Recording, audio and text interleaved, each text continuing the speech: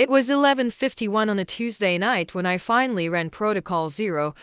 I remember because I'd been staring at the clock on my laptop for what felt like hours, watching the minutes crawl by, my finger hovering over the enter key. The coffee in my mug had gone cold 3 hours ago. My apartment, well, their apartment, the one I'd been renting from them for 6 years, was silent except for the hum of my computer and the occasional car passing on the street below.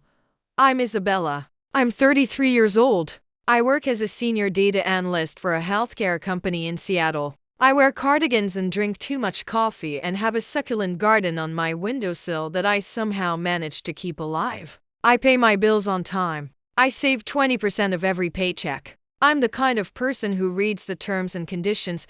I'm also the kind of person who spent 6 years paying rent to her own parents while her younger brother lived rent-free in their basement, funded his fourth failed business venture, and somehow remained the family hero. But let me back up. Let me tell you how I got here, to this moment. To 11:51 on a Tuesday night with my hand shaking over a keyboard and my whole life about to change. I moved into my parents' rental property when I was 27. It seemed like a good deal at the time, below market rate, close to work, and it helped them out with their investment portfolio. Dad had bought the 4-unit building in 2015 as part of his retirement plan. I took the studio on the third floor, $1,200 a month, utilities included. In Seattle, that was a steal. Family helping family, Mom said when I signed the lease. She'd made her famous lemon bars for the occasion, the ones she only made for special celebrations. This is what we do. We take care of each other. I believed her. For the first 3 years, everything was fine. I paid rent on the first of every month like clockwork. I fixed things myself when they broke the leaky faucet, the temperamental heater, the window that wouldn't lock. I didn't complain. I was grateful. Hunter, my younger brother, was 24 then. He'd just graduated from college with a degree in business, or maybe it was marketing. He changed his major 3 times and moved back home to figure things out. He had big dreams, a startup idea, a vision. He just needed a little time and support to get it off the ground. That's what Mom always said. He just needs a little support. The support started small. They covered his car payment while he worked on his business plan. They let him live at home rent-free so he could save money. They co-signed a loan for his first venture, some kind of app that was supposed to revolutionize the way people ordered coffee. It folded in 8 months. These things take time, Dad said. Entrepreneurship is risky. Not everyone succeeds on the first try. Hunter tried again. A subscription box service for craft beer enthusiasts. Then a social media marketing agency. Then something involving cryptocurrency that I never fully understood. Each venture lasted less than a year. Each venture cost them thousands. I watched from the sidelines, sending encouraging texts, showing up to his launch parties, believing because I wanted to believe that one day it would all pay off and Mom and Dad's faith in him would be justified. The rent increase came in February of last year. I got an email from Dad. Subject line: rental rate adjustment effective April 1 STD. I opened it during my lunch break, expecting maybe a $50 increase to keep up with property taxes or maintenance costs. That would have been reasonable. That would have been fair, dear Isbella. Due to increased expenses and market conditions, we will be adjusting the rent for your unit to $1,800 per month, effective April 1st. Please update your automatic payment accordingly. Thank you for your understanding. Best Dad. Best Dad. Like it was a business memo. Like I was just another tenant. $1,800 was a $600 increase. A 50% jump.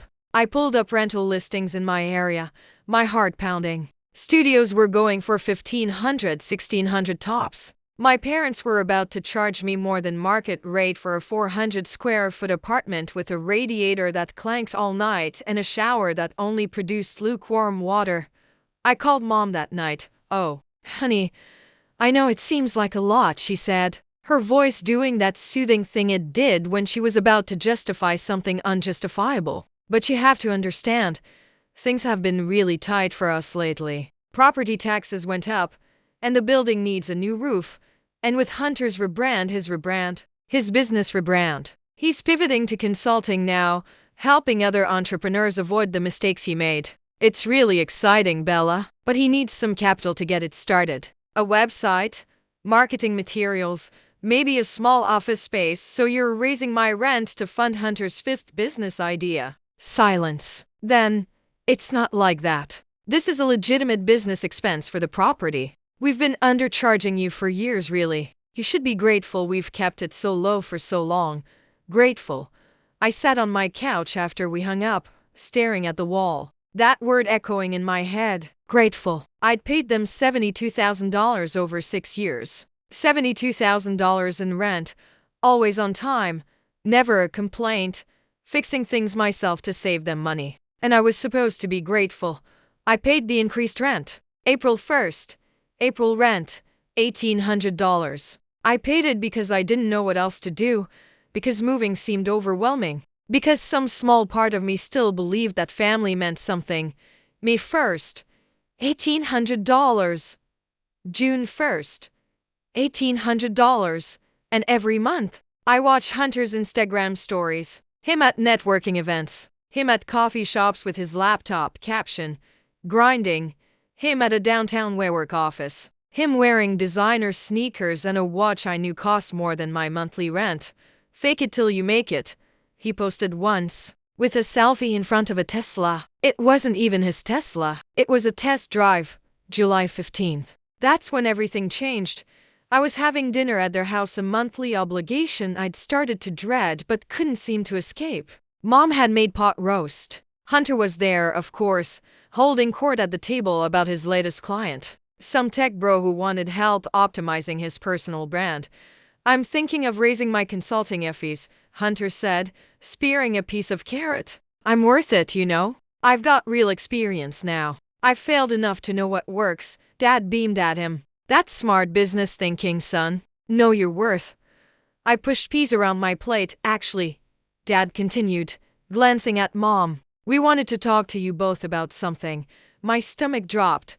We're taking out a home equity line of credit, Mom said brightly, to help Hunter scale his business. He's got such momentum right now, and we don't want him to lose it because of cash flow issues. A Heloc? I set down my fork. On your house? It's a solid investment, Dad said. Hunter's at a turning point. Sometimes you have to spend money to make money. How much? $75,000. Mom said it like it was nothing. Like $75,000 was a reasonable amount to hand over to someone who'd failed at every single business venture he'd ever attempted. I looked at Hunter. He wouldn't meet my eyes. And before you ask, Mom continued, yes, we'll need to increase your rent again. Just another $200. The Heloc payments are going to stretch us. And no, everyone stopped eating. No. Dad's eyebrows rose. I'm not paying $2,000 a month for that studio. It's not worth it. And you know it. I took a breath. This is financial abuse. You're using me as a cash cow to fund his dreams while I work 60-hour weeks and eat ramen for dinner for nights a week so I can meet your rent demands. Isabella, that is incredibly unfair, Mom said, her voice sharp now. We have supported you too. We gave you below market rent for years and then raised it above market rate to pay for his failures. They're not failures, Hunter said quietly, finally looking at me. They're learning experiences. I laughed. It came out bitter and mean.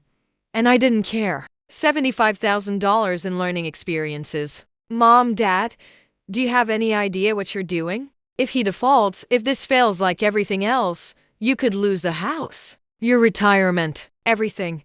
We're not going to lose anything, Dad said firmly. And frankly, Isabella, your attitude lately has been very troubling. Your mother and I are trying to help both of our children succeed, and all we get from you is negativity and resentment. Both of our children. I excused myself, went to the bathroom and locked the door and stared at myself in the mirror. I looked tired. I looked small. I looked like someone who'd spent her whole life trying to be good enough and was just now realizing she never would be. When I came back to the table, they were eating dessert. Mom's lemon bars. Nobody offered me one. Drop your city in the comments, let's see how far this story travels. I drove home that night and did something I'd never done before. Something the good daughter, the responsible one, the grateful one would never do. I opened my work laptop and started digging. See, One of the benefits of being a senior data analyst is that you learn how to find information, how to trace patterns, how to build a clear picture from scattered data points. I had access to credit monitoring services through work. I had my parents listed as emergency contacts on various accounts, which meant I had their address, their phone numbers, their email addresses. It took me 4 hours to piece together the full picture. And when I did, I sat back in my chair and felt something cold settle in my stomach. The Heloc wasn't new. They'd opened one 2 years ago. $60,000, withdrawn in increments, for Hunter's cryptocurrency venture, for his marketing agency, for his subscription box disaster, the building I was living in, the investment property that was supposed to be their retirement plan had a second mortgage on it, taken out 18 months ago. $45,000.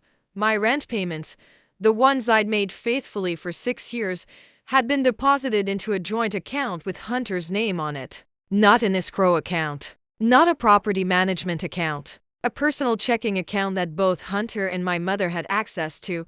I pulled bank statements going back 3 years, not theirs. Mine.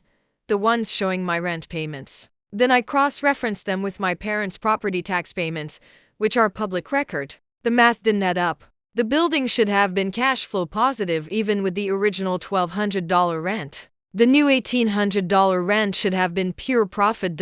So where was the money going? I found designer purchases on Hunter's credit card, which was connected to my parents' account. I found payments to a luxury car lease. I found receipts for a Rolex, for bottles of champagne at clubs I couldn't afford to walk past, for business expenses that looked more like lifestyle expenses, coaching programs that cost $5,000 for a weekend, masterminds and seminars, and a personal branding photographer who charged $800 an hour, my rent money, my $72,000, and now the equity from their home, the savings they'd spent 40 years building, all of it flowing to Hunter, the golden child, the one with potential, the one who just needed a little more support. I opened a new spreadsheet, started building a file, downloaded every receipt, every bank statement I could access legally, every public record I could find, property records, tax filings, business registrations for Hunter's various LLCs, all of which listed my parents' address. Protocol 0. That's what I called it in my head. The escape plan. The nuclear option. Because I knew now what I hadn't let myself see before. This wasn't going to stop. They would bleed me dry to feed his delusions. They would take my rent money and their retirement and their home equity and their marriage and their peace of mind. And they would hand it all to him wrapped in unconditional love and enabling. And they would call it support. And one day, when it all collapsed, when Hunter's consulting Rebrand failed like everything else and the debt came due and the banks came calling, they would look at me with disappointment and ask why I hadn't done more to help. I finished Protocol 0 at 2 in the morning. Every document saved, organized, backed up to 3 separate drives. Every piece of evidence of where my money had actually gone. Every proof I could find that this wasn't normal, wasn't okay, wasn't what family helping family was supposed to look like.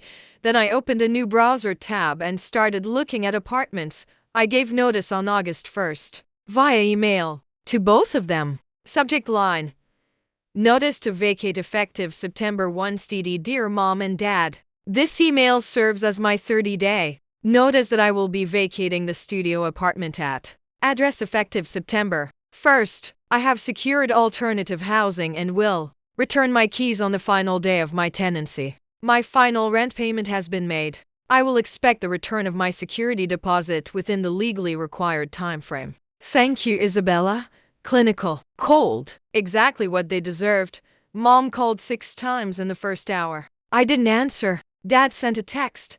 We need to talk about this. I replied. There's nothing to talk about. I've found a new place. I'll be out by the 1st. Hunter called too. I did answer that one, mostly out of morbid curiosity. Bella. What the hell? His voice was petulant, wounded. You're just going to leave? Yes. But they're counting on that rent money. They've got obligations now. The Heloc payments are not my problem.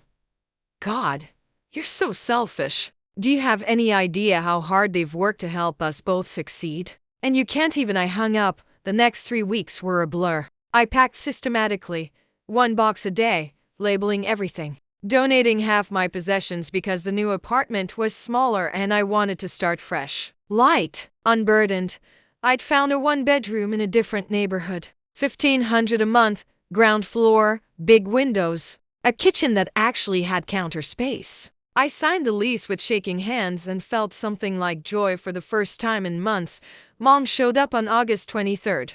I was home, wrapping dishes in newspaper when she knocked. I considered not answering, but that felt cowardly. I'd built Protocol Zero. I could face my mother.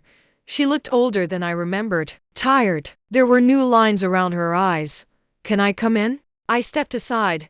She looked around at the boxes, at the stripped-down apartment, at the life I was dismantling. "You're really doing this?" "Yes." "I don't understand." She sat on my couch, her hands folded in her lap. "What did we do that was so terrible?" "We raised your rent, yes, but that's normal. That's what landlords do. And we've always been fair to you. You stole from me." She blinked. "Excuse me?" "The rent I paid you, $72,000 over 6 years. Where did it go?" "That's none of your." "It went to Hunter." I pulled out my laptop, opened the file. "I have bank records. I have receipts. I have proof that you opened a joint account with him and deposited my rent payments directly into it. I have proof that the building's operating expenses don't justify the original rent, let alone the increase. I have proof that you've taken out multiple loans and credit lines to fund his businesses, and that you're now using my rent to service that debt." She stared at the screen, her face paling. "That's financial abuse, Mom. That's fraud. I paid rent in good faith, believing it was going toward property maintenance and your legitimate business expenses. Instead, it was going to buy Hunter a luxury lifestyle while he played entrepreneur."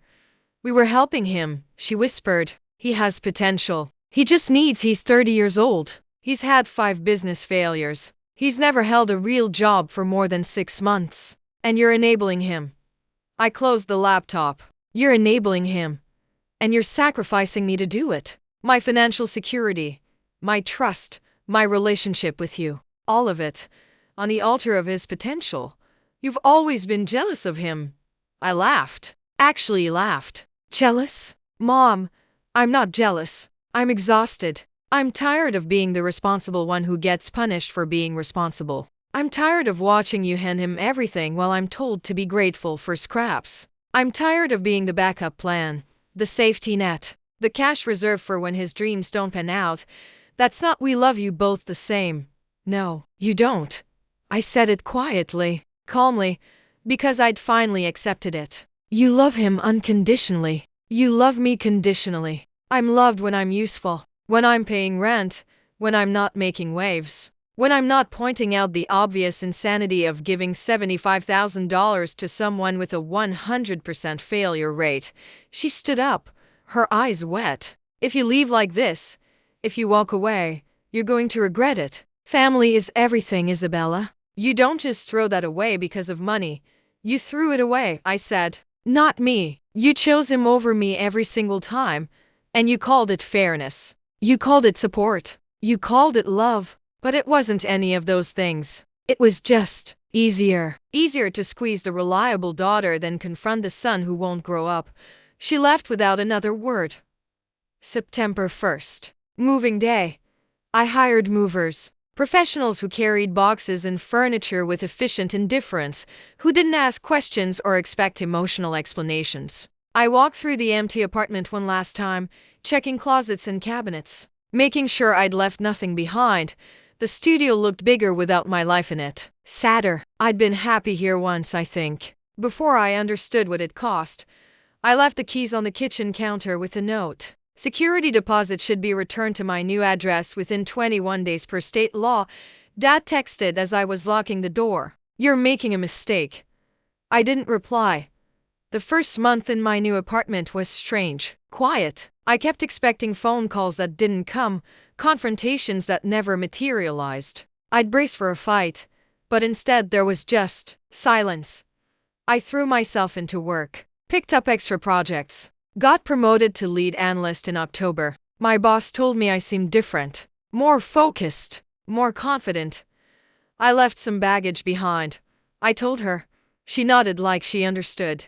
I made friends with my neighbor, a woman named Tasha who was a teacher and kept plants on her balcony and invited me over for wine on Friday nights. We talked about normal things, books, shows on Netflix, the weather. Not once did she ask me to subsidize her dreams or question my loyalty or make me feel like my worth was measured in dollars. November came. Thanksgiving. Mom sent an email. We're having dinner at 4. We hope you'll come. I stared at that email for 3 days before responding. I don't think that's a good idea, but thank you for the invitation. She didn't write back. December. I got my security deposit back. Full amount, no deductions, mailed to my new address with a printed label and no note. I deposited the check and felt nothing. Christmas Eve, Hunter called. I answered because it had been almost 4 months, and some tiny part of me wondered if anything had changed. Hey, he said. His voice was subdued. How are you? I'm good. How are you? Not great, honestly. The consulting thing isn't. It's not working out the way I thought. I'm thinking of shutting it down. I'm sorry to hear that. Silence. Then, Mom and Dad are pretty stressed about money. The Heloc payments are rough, and without your rent, Hunter, I kept my voice level. I'm not coming back. I'm not paying their bills. I'm not funding your next venture. Whatever happens now, that's between you and them. I know. I thought you should know that it's hard for them. It was hard for me too. Nobody cared then. I did.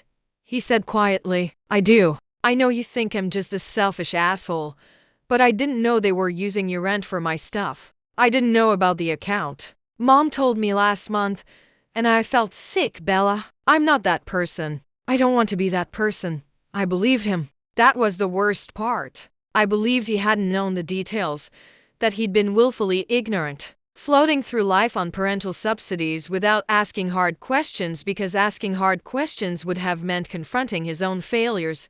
Then stop, I said. Stop taking their money. Get a real job. Move out of their basement. Stand on your own 2 feet. And maybe we can rebuild something. But I can't be the person who rescues you anymore. I can't set myself on fire to keep you warm. He was quiet for a long time. Then, Merry Christmas, Bella. Merry Christmas, Hunter. January. 1 year since I'd started suspecting the truth. 6 months since I'd left. I was making dinner, actual dinner. Not ramen. A recipe I'd found online involving chicken and lemon and herbs when my phone rang. Unknown number. Hello? Miss Isabella Chan? A man's voice. Professional. Tired. Yes? This is Officer Martinez with Seattle PD. I'm calling about a report filed by your mother, Carol Chan. She's alleging that you have documents that belong to her and your father. Financial records. She's asking that we compel you to return them. My heart stopped. Excuse me? I've reviewed the report, and frankly, I'm calling more as a courtesy. If these are your personal bank records showing rent payments you made, those belong to you. But she seems to believe you've stolen proprietary business documents. I sat down, took a breath. Officer, I have bank statements from my own accounts showing rent payments I made to my parents over 6 years. I have public records showing property documents on their rental building. I have copies, not originals, copies of documents I received during the course of my tenancy. I have nothing that was stolen.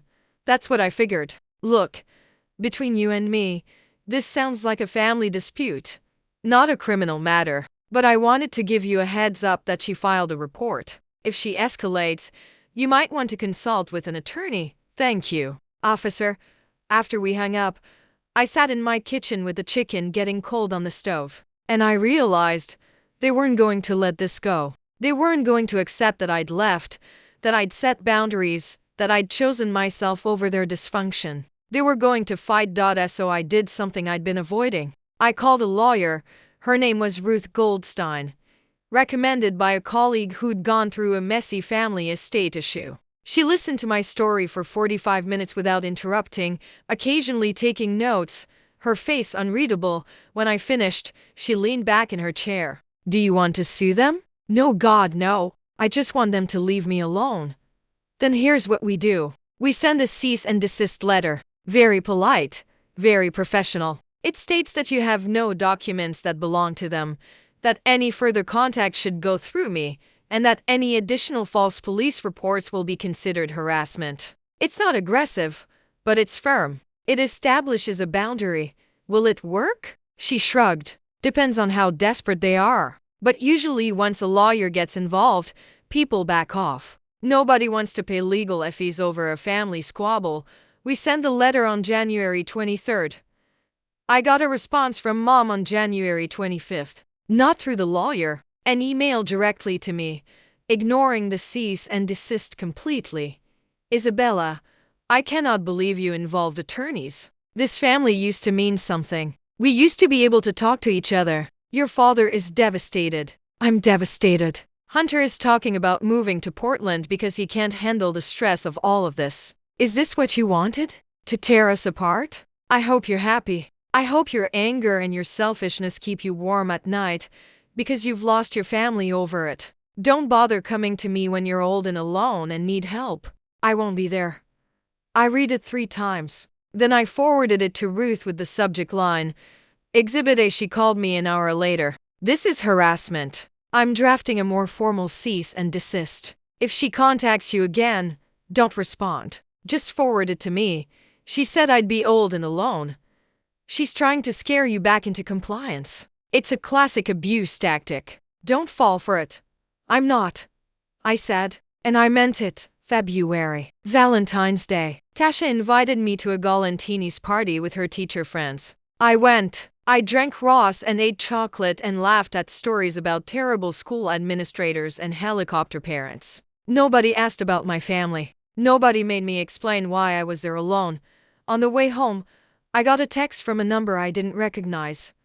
This is Hunter. New number. Can we talk? I pulled over, stared at the phone, considered deleting it. But I told him in December that if he made changes, maybe we could rebuild. I called.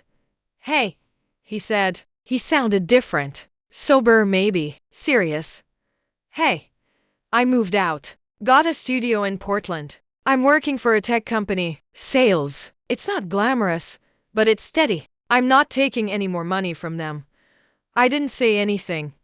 They're selling the building, he continued. Your old building. The rental property. They can't afford the mortgages anymore, and without your rent, it's underwater. Dad's looking at early retirement, but not the good kind. The kind where you've got nothing saved and you're panicking. Hunter, why are you telling me this? Because you were right. About all of it. About me being enabled. About them sacrificing you for me. About the money. I've been in therapy for 2 months, and my therapist asked me to make amends to people I've hurt. You're at the top of the list. I pulled into a parking lot. Put the car in park. Okay. I'm sorry, Bella. I'm sorry I took their money without asking where it came from. I'm sorry I never stood up for you. I'm sorry I let you be the bad guy for setting boundaries I should have set years ago. I'm sorry I wasted so much time, so much money, so much faith. I can't pay you back. I don't know if I'll ever be able to pay them back, but I'm sorry. My throat tightened. Thank you. I don't expect you to forgive me. I just wanted you to know that I see it now. What I was. What they were. What we all were. Are you okay? He laughed. It sounded bitter. I'm broke. I'm 31 and starting from scratch. I'm sharing an apartment with 2 roommates and taking the bus to work. But yeah, I think I'm okay. Or I will be. Eventually, we talked for another 20 minutes. About Portland. About his job. About therapy. It wasn't a reconciliation, not really. But it was a start. A tiny crack in the wall I'd built. When we hung up, I sat in my car and cried. Not sad tears. Relief tears. Because he'd said the words I needed to hear. Not from Mom or Dad, but from him. I see it. I'm sorry. It mattered. March. Spring came early that year. I planted herbs on my balcony. Basil, rosemary, thyme. I started running in the mornings, just a mile or 2. Nothing serious. I joined a book club through work. Started therapy myself. Once a week, unpacking 33 years of golden child dynamics and parentification and learning that setting boundaries didn't make me selfish. It made me sane. My therapist, Dr. Kim, asked me one session, "Do you think you'll ever reconcile with your parents?" "I don't know," I said honestly. Part of me hopes so. Part of me thinks it's impossible unless they can admit what they did wrong, and I don't think they're capable of that. What would you need to hear from them? I thought about it. That they're sorry. That they see how they treated me differently. That they understand why I left. Not excuses. Not justifications. Just accountability. And if they can't give you that, then I'll be okay anyway. And I would be. I was building a life that didn't need their approval or their love or their lemon bars. A life where my worth wasn't measured in rent payments and where I wasn't the supporting character in someone else's story. April, the anniversary of the first rent increase. I took myself out to dinner. Nice restaurant, the kind with cloth napkins and a wine list I didn't understand. I ordered the salmon and a glass of Chardonnay and sat at a table by the window, watching couples and friends and families laugh over their meals. I wasn't lonely. That surprised me. I thought leaving would mean being alone. But it turned out being alone was different than being lonely. Being with my family, being the unappreciated safety net that had been lonely. This was just peaceful. My phone buzzed. Dad's name on the screen. I hesitated. 3 rings. 4. I answered. Isabella. His voice was gruff. I'm calling to let you know we finalized the sale of the building. Close of escrow is next week. Okay. We're not in great shape financially. We're probably going to have to sell the house too, downsize to something smaller. Your mother is upset. Hunter moved to Portland. I assume you know that. I do. Silence. Heavy. Uncomfortable. I don't know what you want me to say. He finally said. I don't want you to say anything. I wanted you to see me, to value me, to treat me like I mattered as much as Hunter. That's all I ever wanted. We do know, Dad. You don't. You never did. And I'm done pretending that if I'm just patient enough, reliable enough, understanding enough, that will change. So that's it? You're just going to cut us out of your life? You cut me out first. You just didn't realize it because I was still paying rent. He hung up. I finished my salmon, ordered dessert, Carmi Brilli with raspberries, tipped 30%. Walked home through the spring evening with cherry blossoms drifting down like snow. It's been 18 months now since I left. Since I ran Protocol Zero and saved myself.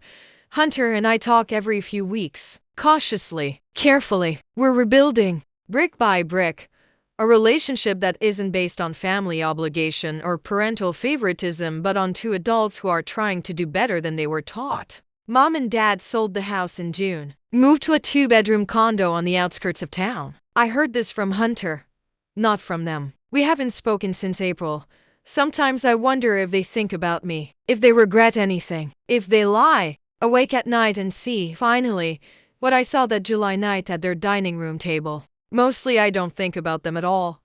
I got promoted again. Lead senior data analyst. I'm mentoring a junior analyst now, a 25-year-old kid named Marcus who reminds me of myself at that age. Eager, hardworking, desperate to prove his worth. I try to teach him that he doesn't need to. That his worth isn't in his productivity or his usefulness or his willingness to sacrifice himself for others' dreams. He's learning. So am I. My apartment is full of plants now. The herbs on the balcony. Pothos trailing down from the bookshelf. A fiddle leaf fig in the corner that's somehow thriving despite my best efforts to kill it with neglect. Things grow here. Including me, Tasha and I are planning a trip to Montreal in the fall. I've started dating someone. A guy I met at the book club who works in nonprofit and makes me laugh and doesn't think it's weird that I don't talk to my parents. He has his own family baggage. We compare scars sometimes gently over dinner. I'm saving money again. Real savings. Not the scraps left over after paying inflated rent to people who didn't appreciate it. I'm thinking about buying a place. Something small. Something mine. No landlords. No family entanglements. Just me and a mortgage and a future I'm building one paycheck at a time. Last week, I got an email from an address I didn't recognize. No subject line. I almost deleted it without opening. But I didn't. Isabella. This is your mother. I'm writing from a new email because I know you blocked my old one. I won't apologize for trying to reach my daughter. You've made your feelings clear. You think we failed you. You think we chose Hunter over you. Maybe we did. Maybe we got it wrong. But we were doing our best with what we knew. And I don't think that deserves this silence, this coldness, this punishment. I want to see you. I want to talk. I want to fix this. Please. Mom, I read it. Sitting at my kitchen table with morning coffee going cold in my hands. Read it 3 times. Looking for the apology that wasn't there. The accountability that was missing. The recognition of specific harm done. Specific choices made. Specific pain inflicted. Maybe we got it wrong. Maybe. I closed the laptop. I didn't respond. Here's what I've learned in the 18 months since I left. You can't make people see what they're determined not to see. You can't force accountability from people who believe their intentions absolve them of consequences. You can't heal a relationship built on inequality and pretend it was always equal. Sometimes love isn't enough. Sometimes family isn't enough. Sometimes you have to choose yourself, your sanity, your financial security, your peace of mind, over the idea of what family is supposed to be. It's not selfish, it's survival. I think about the version of me who lived in that studio apartment, who paid $1,800 a month and told herself it was normal, who watched her brother drain their parents dry and said nothing because speaking up would make her the bad guy. I don't recognize her anymore. She was someone who believed her worth was in her usefulness, who thought love was supposed to hurt, who confused enabling with loyalty. I'm not her anymore. I'm the woman who plants herbs on her balcony, who gets promoted because she's good at her job, not because she's desperate to prove something, who has friends who don't need anything from her except her company, who dates a man who thinks boundaries are healthy, not hostile, who sleeps through the night without the weight of other people's expectations crushing her chest. I'm the woman who ran Protocol Zero at 11:51 on a Tuesday night and chose herself. And I would do it again, every single time. Sometimes people ask me if I regret it, if I miss my family, if I think I was too harsh, too extreme, too unforgiving. I tell them the truth. I miss the family I thought I had, the one where parents loved their children equally, where hard work was rewarded with respect, where financial abuse wasn't disguised as helping out. But that family never existed. It was a story I told myself to survive the reality of being valued only for what I could provide. I don't miss the family I actually had. I don't regret leaving. I don't regret choosing me. If you're reading this, if you're in that studio apartment or basement or spare bedroom, if you're paying rent to parents who raised it to fund your siblings' dreams, if you're the reliable one who's being bled dry while the golden child gets unconditional support, if you're being told you're selfish for wanting basic reciprocity or recognition or respect, you're not alone. You're not crazy. You're not wrong. And you have permission to leave, to set boundaries, to run your own Protocol Zero and save yourself before you drown in someone else's dysfunction. They'll call it selfish. They'll say family is everything. They'll tell you that you'll regret it, that you'll end up old and alone. But here's what they won't tell you. You can be lonelier than you already are in a family that doesn't see you. You can't be more isolated than you already are as the invisible support system for someone else's dreams. You can't lose something you never actually had, and you can build something new, something real, something where your worth isn't measured in dollars and your love isn't conditional and your presence is wanted, not just needed. It won't be easy. There will be guilt. There will be doubt. There will be nights when you question everything, when you wonder if you're the problem, when you almost go back. Don't. Stay strong. Stay gone. Stay free. Because on the other side of that door, past the guilt and the grief and the fear, there's a version of you who breathes easier, who smiles more, who knows finally that she's enough exactly as she is. I'm living proof. It's 11:52 now, not on a Tuesday, just a random Thursday morning in my apartment with herbs on the balcony and plans for the weekend and a life that's completely, beautifully, peacefully mine. I ran Protocol Zero, and I've never looked back.